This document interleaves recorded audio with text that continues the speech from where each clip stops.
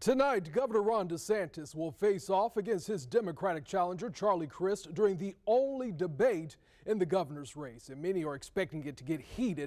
Joining us now from Fort Pierce to talk more about what we can expect is NBC's Ali Vitale. Ali, thank you for joining us. So, as I just mentioned, this will be the only debate between the two. What do voters want to hear from the candidates?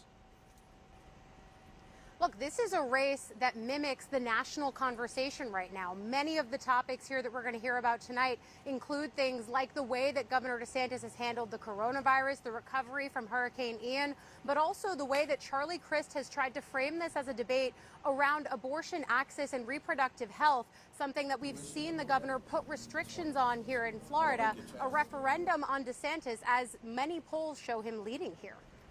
And Ali, who has the most to gain and who has the most to lose in tonight's debate?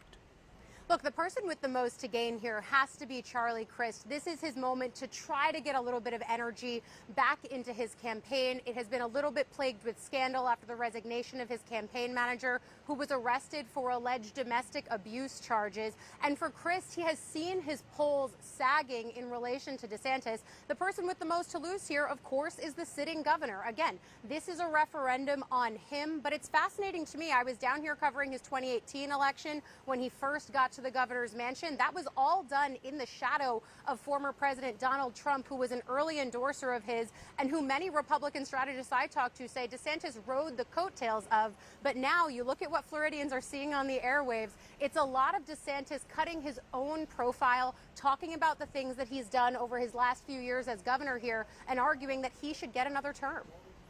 And for those voters who are independent and also undecided now about who they're going to vote for in the governor's race, what do you think they're going to be listening for tonight to help them make a decision?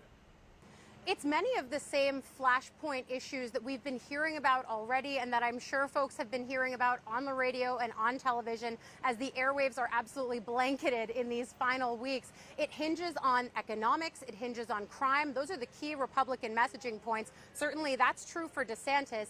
And then again, on the Democratic side, conversations around reproductive access, health care, cutting costs for Americans. That's something Charlie Crist is heavily focused on, much like the rest of the Democratic apparatus. And I imagine this is exactly what we're going to hear from President Joe Biden when he comes down to Florida next week, too.